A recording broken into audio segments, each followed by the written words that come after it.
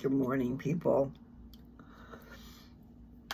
We'll take it off for a second. I'm going to try to stay on task, meaning I'm going to read Acts chapter 2. And I read the synopsis, I guess, a little bit. And it's going to be exciting. See, these guys, from what I'm understanding anyway, see, they were all baptized by the water. But they didn't get the Holy Ghost, the Comforter, until Jesus left. So that's fixing to happen is what I'm seeing. So that'll be exciting. Telling you, this Holy Ghost is a wonderful thing to have.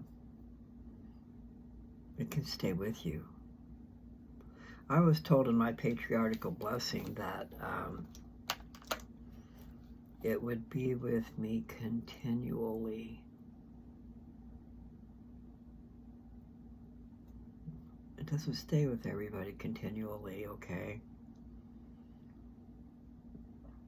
And when I first got the Holy Ghost, I didn't get told that until I was 16. I had a patriarchal blessing at 16, and that's where it told me. But I got a feeling it's been with me all along. I mean, even when I was a young thing. And before, even before. I know I need to tell you this is Lou. And today's July 29th, 2025. Anyway, I was just going to tell you about something that happened when I was a wee babe. I don't know how old I was, but I wasn't very old. Maybe I was 3. Maybe 4. But I don't know. It was in between there. I mean, a little thing. And this story should tell you that even at that young age, I believed in God. I had faith. I prayed for a miracle and it happened. My mother told me about it, but I had a memory of it. We were living over a propane place where my dad worked. We were young, way young. I had one of those little, I won it. Dad put our names into a drawing, and I won a Corvette, a little one. You know, one you had to pull like a lawnmower to start. But I remember riding that thing. I remember driving that thing, me and my brother, and it seemed like we were there was a big old long floor. So like I said, we lived above the propane plant, so there probably was, like the whole attic, partly being an apartment and the other part being a playground. But we rode that thing all the way around and around. I was so upset that Dad put it in a parade and sold it. I mean, yes, they're the ones who put our name in and we won it, but I bet that thing would be worth a bloody fortune right now. A Corvette, but a child's one. And you got to realize I was born in 54, so, it could have been, maybe I was, who knows, I don't know how old I was there, but I was not very old. And you'd had to be able to fit in the car. So back to the miracle.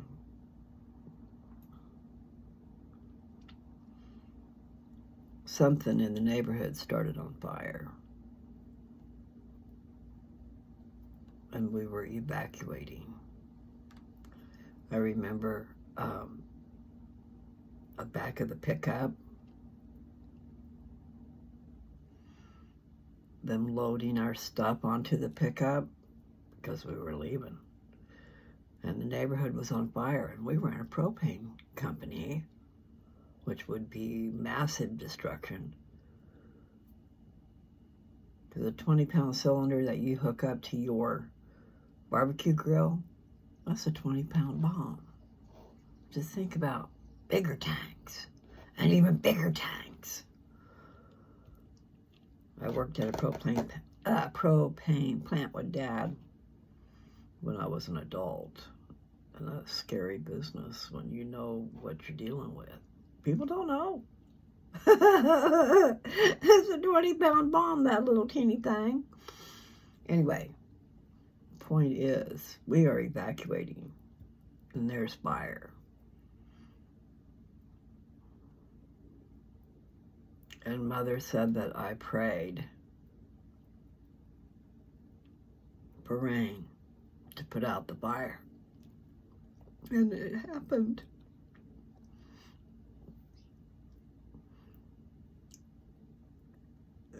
Out of the thin blue sky. There weren't clouds. There wasn't rain in the air. But it poured rain. So, out of the mouth of babes. Okay.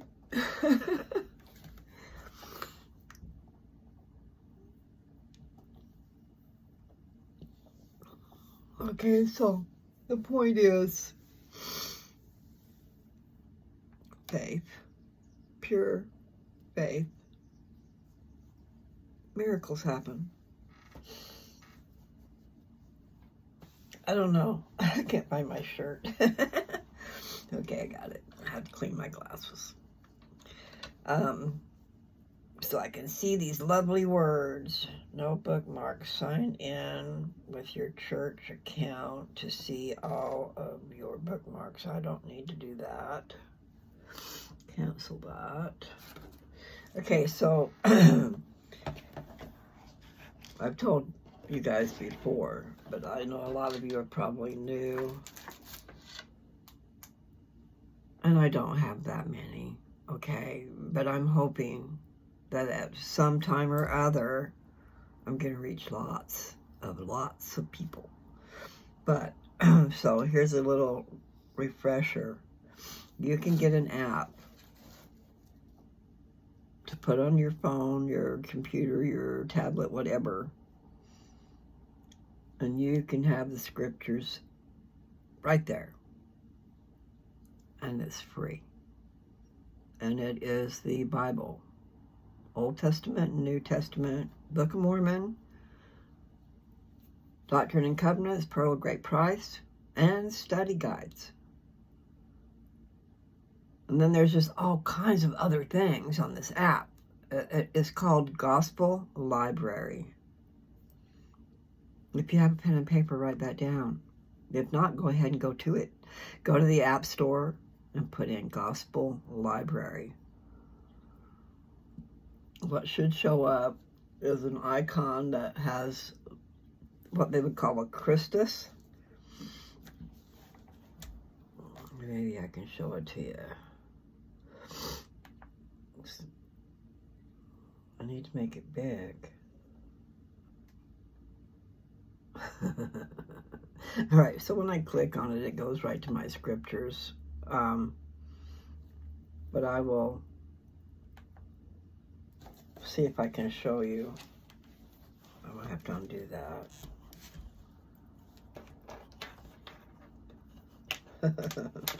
I gotta figure this out. This desk has got a slit down the middle where you can put your cords up through. So that's what I've been doing. Anyway, that means nothing to you. So if they fall through, and then I gotta get under the desk because I've got to figure out a way to clamp it in so I can't go nowhere. All right, let's see if I can show you. See that blue thing in the middle? It's like a statue of Jesus Christ. All right, that's what the app looks like. And then I guess I could just go to the App Store and show you that. Maybe it'd be bigger. Okay, where's the App Store? Right there. Everybody do it. It's got everything in it, and that cross-references everything. And so you can go from one scriptures to another. And then it's not only that, people, it'll read it to you. If you don't want to read it, or if you don't feel up to reading it, or you don't want to pronounce them words, you can listen. When you get on the very first part of the chapter, down in the right-hand corner, there should be, I think, like a blue circle with a set of headphones in it. So if you touch that, it'll start reading it to you. Then I imagine you could touch it again to stop it. I don't know. It is important to know those things. Totally off the subject, but I was riding a motorcycle. I was learning how to ride a motorcycle, and the guy forgot to tell me how to get off the dadgum thing. You know, if impending doom is coming, remove yourself from the bike. You know, like spread your legs, let go of the handlebars, let that bike go. You know, sit on your butt instead of crashing with the bike. But I crashed with the bike because no one told me about that. Oh my God, that was quite the experience. So I know I flitted from one thing to another. That crash, oh my God, that's a story. I should write that down. I know I need to tell it while I'm at it, because I've already forgot I was going to read Acts. Oh, how stupid. I'm so stupid. But it is true. People, you forget to tell some of the most important things when you're teaching somebody. I hope I don't do that. But at least it won't be like you're crashing into a tree, which is what I did. Okay. I'm riding a motorcycle. I'm going to tell the story, because I'll never get back to it. I'm learning how to ride a motorcycle, and out behind our place, my mom and dad's place, because I was living with them, me and my daughter. And so anyway, this motorcycle is a 250, but it's souped up for motocross racing. And then the throttle, the throttle was made to stick. It was made to stick wherever you put it. So if you put it wide open, it's stuck there unless you move it, because they have to clean off their helmet or whatever. I don't know why, but, you know, hands-free type of thing a little bit. Oh my God. So you put me that knows nothing on this bike.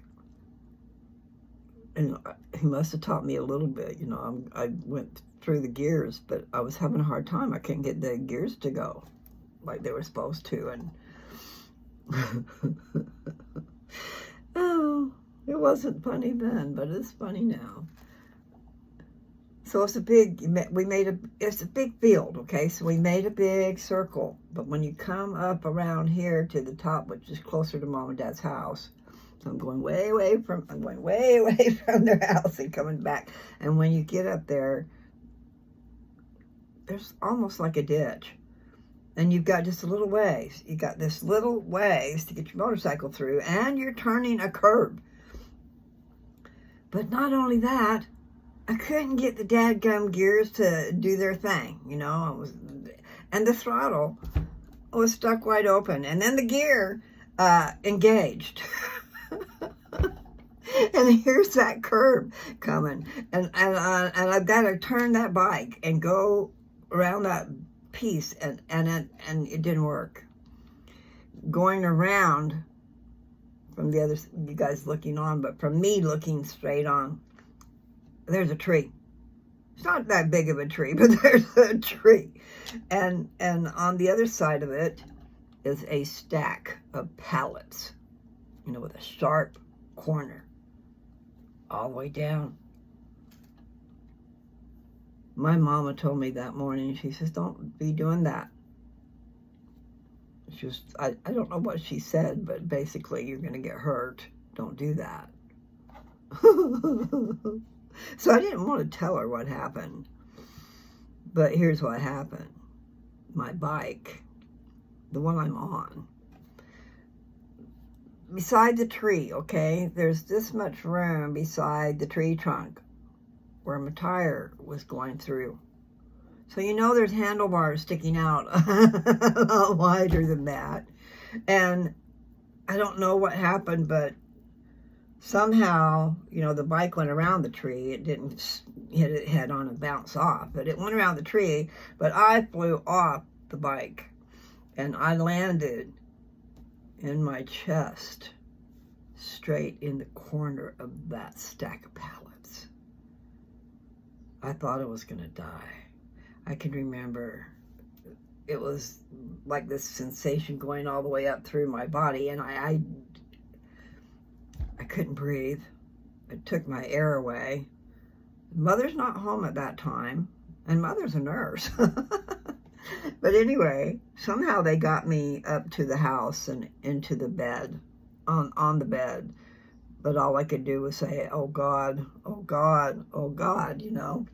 Mom, she shows up, and I'm trying to not tell her what has happened, but I had to. So we're off to the emergency room, and all I can say is, oh God. And she's going, you know, what does she say? She makes this statement about, what did she make? Oh, I know, it made me mad.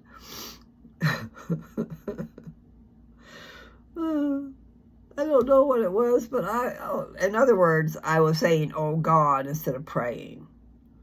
And that was her take on the matter. She was mad, of course, because I did what I wasn't supposed to do, and there I am, I got hurt. So as a parent looking back, you know, not as the one who got injured, I guess. But oh Lord, that was something. So I'm lucky to be alive. I could have been killed right then and there.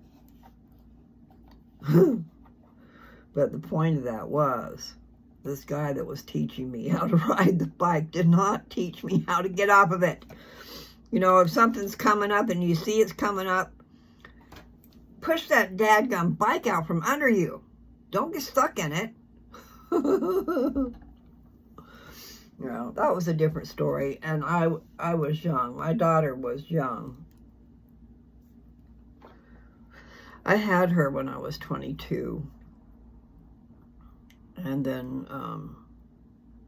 by the time she was 2 years old, we moved up to Washington. So then I was 24.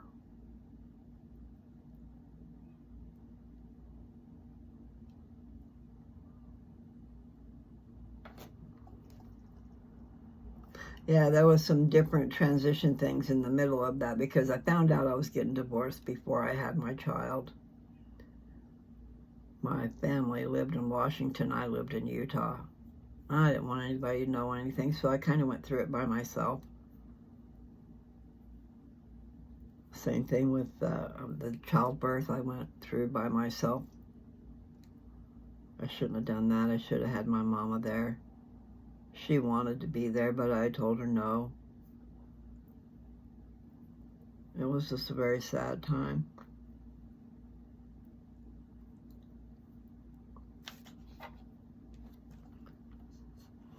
Get over that.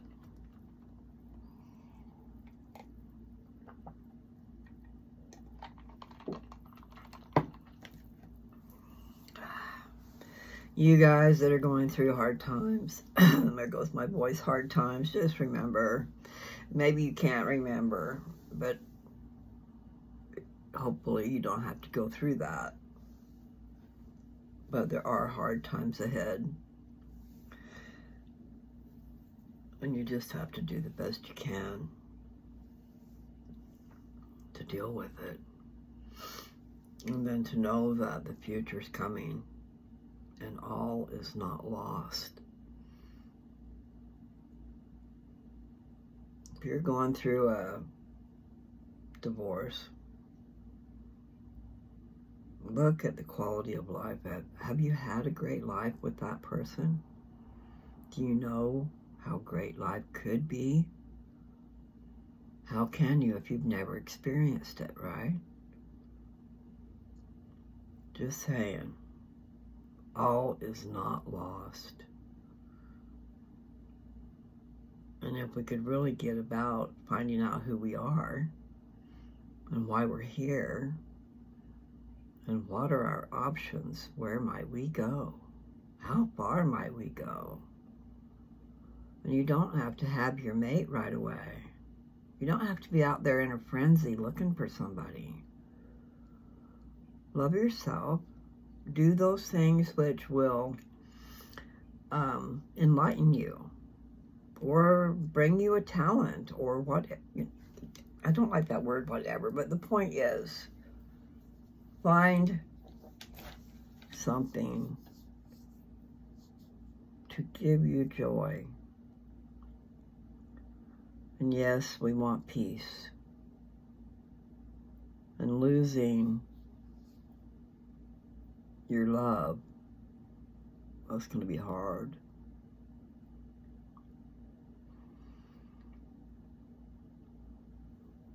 So find other things to keep you busy. And it's all going to be all right. That's a song too. I think that's part of what I was singing the other day. Let's see. I'm not okay, but it's all gonna be all right. It's okay to not be okay. And a lot of people say, suck it up. and most of the time they don't know what the hell they're talking about. You know, you have to have been there to know. And there's so many different reasons for a divorce. Betrayal. I'm trying not to say bad words, but you can use the words that you use. Betrayal.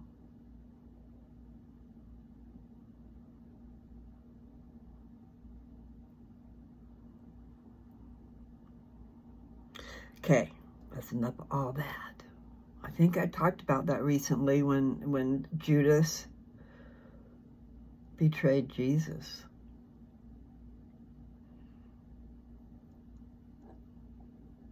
It might be a little different, but it's still your life.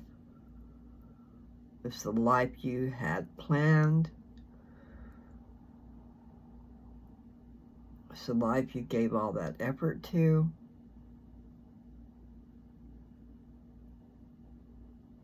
And you never believed in your vows to begin with. It was a horrible marriage.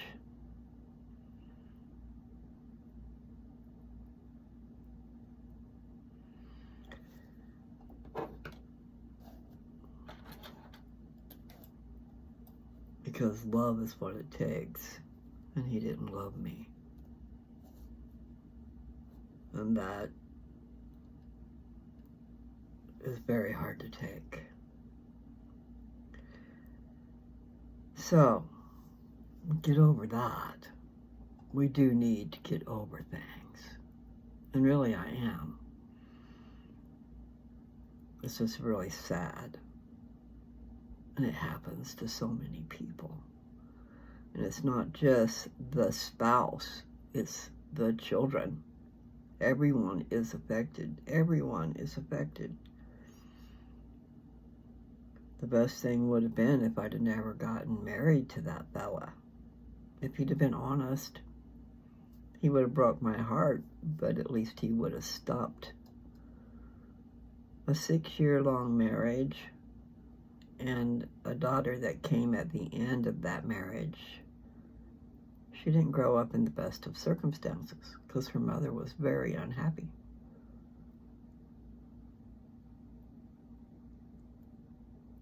Because her mother was thinking that she was totally in love with this jerk face. Yes, he was. But we were kids. I have to say that. We were kids. So when you're kids, you're just not really very smart. And you go asking for advice from all these other people who don't know what the crap they're talking about. Okay? Don't get married unless you're in love. Serious. If you don't have love, love grows. It depends on the reason you're getting married, okay? Are you going to be committed? Is this an actual marriage?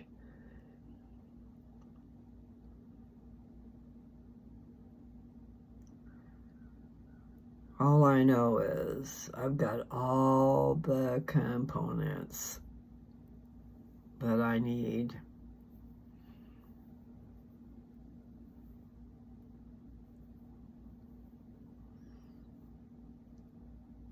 to be immensely happy, intensely happy, but also the opposite of.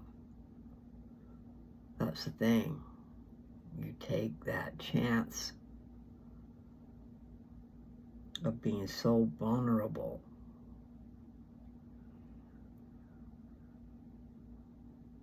So it can be heaven or it can be hell.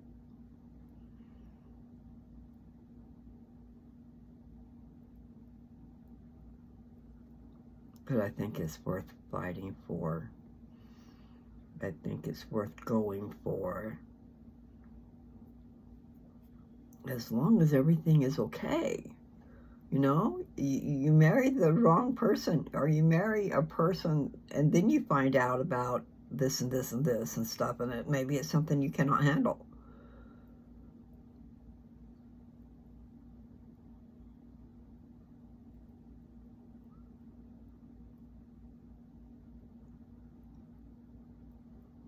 So marriage is very important.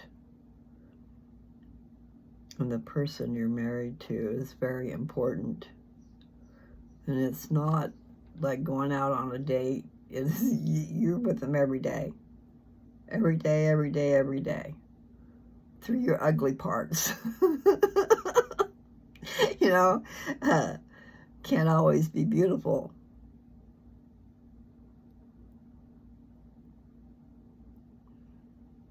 Be nice. But it's nice when someone can see your heart and your soul. And they love you for that. And then it is true, as we get older, we lose our eyesight. So maybe that helps. I don't like what I see in the mirror. Sometimes I don't see it. You know, like if I have my glasses off, I just got a blur. I can see me, but not the details. But I put on my glasses and I can see. And I can't even see that well with my glasses. Anyway, that's neither here nor there. I've carried on and gone astray. I was going to do Acts 2. How far have I gotten? I'm almost at 30 minutes. I wanted to tell you something else, and I'm going to be making a post, so it'll just have to be a reference. You guys can look and see. But I went to see my cousin the other day. Me and Nancy drove over there. She's about an hour and a half away from here. Anyway, she told me about her dog. And she has sent me the links to these certain products. So I've got a message into her to find out exactly what she's taking for herself every day. I know she told me one thing.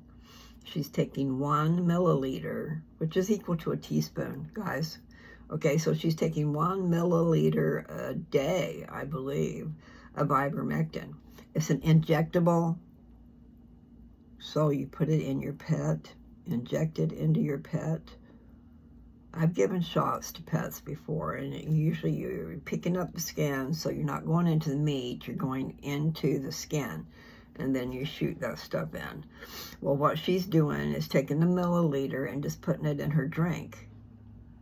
You know, whether it be a soda pop or whatever, I'm not sure. But the point is, her dog, she raises Shar-Peis. I don't know if she still does, but she used to if she doesn't. And she's still got several of the dogs. And this girl developed cancer. She had a tumor growing right out her chest. And I think she said it didn't take that long before it really grew. So I've got a picture of it just like it's just starting, and a picture of it all bloomed out. And I believe what she told me she gave the dog was fenbendazole. I don't say it very good. It's a parasite wormer.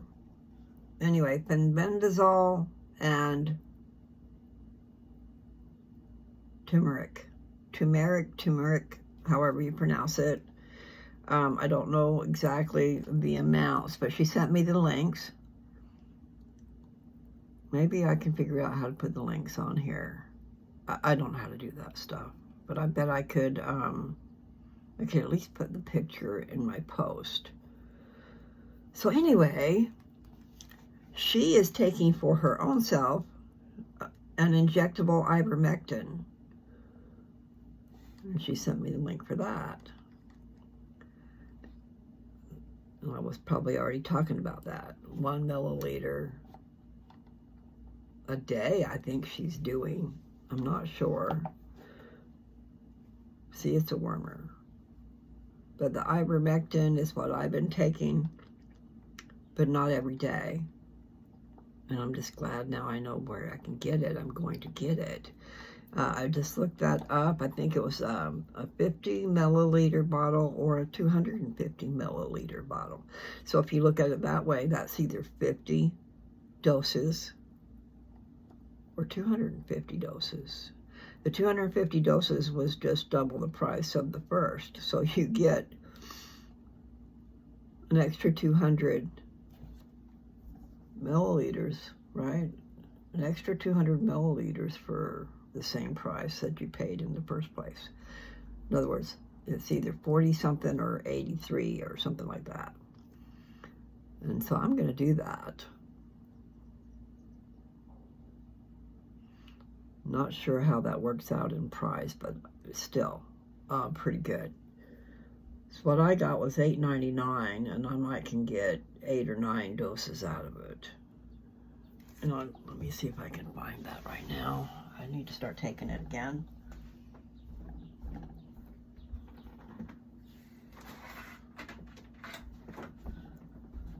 Ivermectin. See the horse? Ivermectin.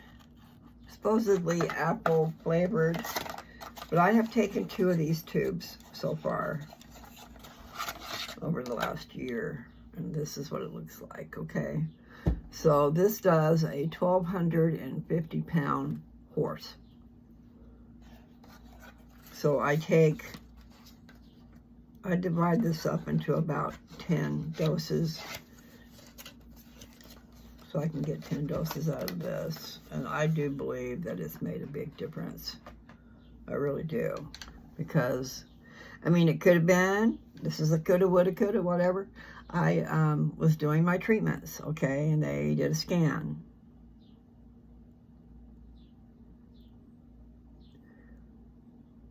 They did several scans over the last year, but I was trying to remember. But the point is, I don't know how well I was doing, but they could see that I was doing better. But then I started taking the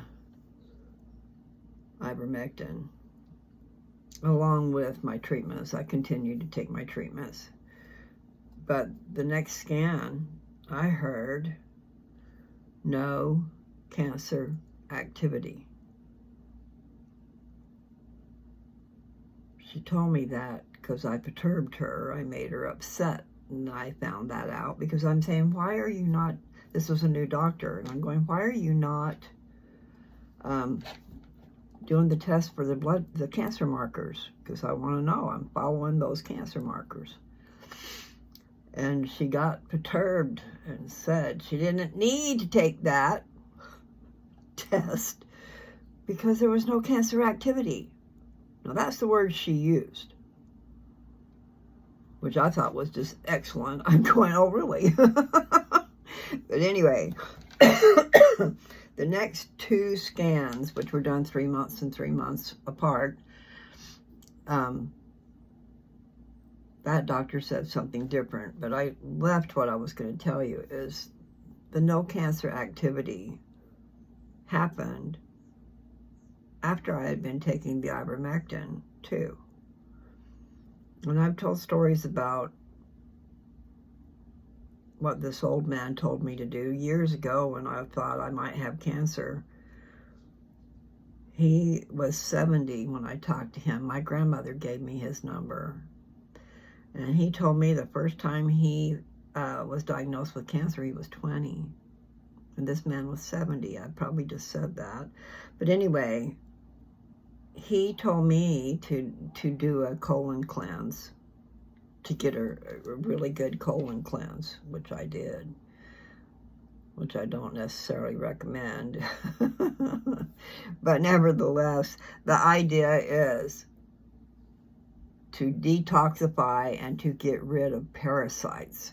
That was his answer, okay? So this ivermectin kills parasites. And in 1996, the FDA approved it for human consumption. So you can take ivermectin, and I've been taking it, and it has not hurt me. In fact, I don't know for a fact, but I do think it has a lot to do with the fact that my cancer is better. It's doing better, people. I hope it continues to do better. But I'm going to do what my cousin said. I'm waiting for her to tell me her regimen and what she actually gets. The link she told me, I think I can have them ship it to me. Tractor Supply is where you get the injectable ivermectin. And she just pulls up a milliliter and puts it in her drink, okay? You could probably put it in your coffee or in your pop or your whatever. I don't know if I'd want to put it in my milk. Put parasite killer in my milk? I don't think so. It might coagulate. Is that the word? That's not the word. Clabber is the word. Sour milk. Anyway, I'm a silly girl. I probably need to get off of here pretty quick. Time escapes me. I'd be talking my little head off. But, so, then bendazole and turmeric she gave to her dog every day for a month. And in that month, that big old tumor that I'm going to show you in a picture dried up, died and dried up. And then I think she said they put a string around it and cut it off. But that dog looks healthy. She said she runs around like a puppy. She's 12 years old. So, yay. I'm going to try it. I'm going to not just try it, I'm going to do it. I'm going to do what she is doing. I'm going to do the injectable ivermectin. I'm not going to inject it in me. I'm going to put it in my drink. But, and I'm going to do the bendazole and the turmeric. And I need to find out how well my bones are doing, because that's one of the treatments, is building up my bones. They didn't want to get rid of the cancer too fast. Isn't that an amazing statement? My first doctor there in Kennewick, she said, I can melt that cancer away. I'm going, really? But it'll leave holes in your spine, in your back, in your bones. It'll leave holes in your bones, and they could collapse on themselves. And so timing is everything type of deal. She don't want to melt the cancer away right away. I know you understand what I'm saying. So I don't know where my bones are at right now. As far as, I might still need to take those treatments, but I really don't want to. And I don't like stripping my hormones away, because that's what they're doing. I take a pill every day that stops the production of my hormones. And I take injections every 28 days. They stick needles in my butt with this stuff that is supposed to degrade the receptors of the hormones. So these wrinkles, a lot of that is because they're taking my hormones away. Side effects, they're drying me up because women need their hormones to be plump. I mean, to have a youthful skin. You know, nothing like going through menopause and then taking all of them away. I know. I gotta go. My timer has gone off. You guys have a great day. A wonderful life. If only I'm in your life but a small, brief minute. I hope I've made an impression. I hope it was a good one. Anyway, take care, people. I love you. God loves you. That's why he sent me to you, to help you understand that God once was a man. That's from one of my papers. It's the truth. God loves you. And he has prepared me, taught me, cared for me, and he wants me to share it with you. So please, go over all my videos. Sometimes I'm ranting and raving over injustices that are going on out there. And I also know how to create a wonderful medicine that I want to teach everybody. I can't create enough for everybody, and we all need it now. We need it now. And we can grow it, and we can extract the medicine from the plant. And there I go. So I gotta go. Bye, y'all.